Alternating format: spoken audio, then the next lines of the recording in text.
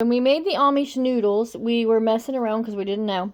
And we also decided we would try to dry it in the bird nest that everybody always talks about and see what happens. Because, well, you know, we're newbies at this here part. So there's my bird nest. I'm going to make a cup of kind of homemade ramen for my whiny children in the background.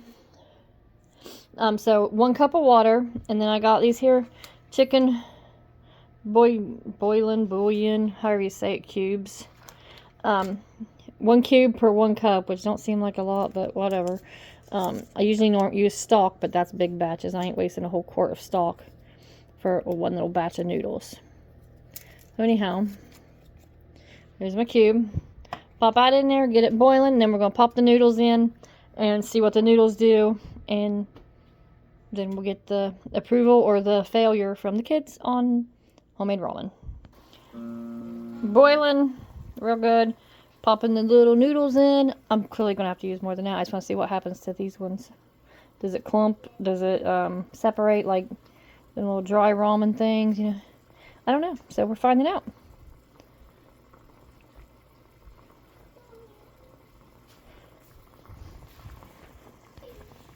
Okay, let's see. All right, it's pretty much separating. Look at that. Yep, there you go. That's what happens when you make the bird nest noodles. Now we know. So next is just get these things cooked for a few, and then get the kid to tell me if they're good or not. Couldn't decide how long it needed to cook for, so, well, we're calling it good. See, it's just not that yellow. I mean, the noodles are, but the broth ain't. Oop, missing you, ain't I? Okay, hold on. There we go. Anyhow, the noodles are soft. So I did add a little bit of salt to it just because I feel like, you know, everything needs a little bit of salt. But there it is. Next quest is, does she like it? After it cools for a second. We'll find out. Alrighty, she's tasted it and she said it's yummy. Yummy. Alright. Does it taste better than the store-bought ones? Okay, well, you're supposed to lie to me. Anyhow, that was attractive. Good job, Eva. She approves anyhow, so woohoo! And we know what are in these noodles because, well, we made them with the Amish noodle recipe. So we know that they'll digest, not set for years or whatever it is they say the ramen does.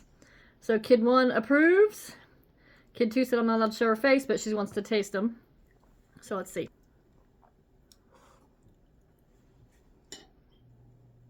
She don't like them. Did they need more flavor, more chicken flavor? They need to cook longer.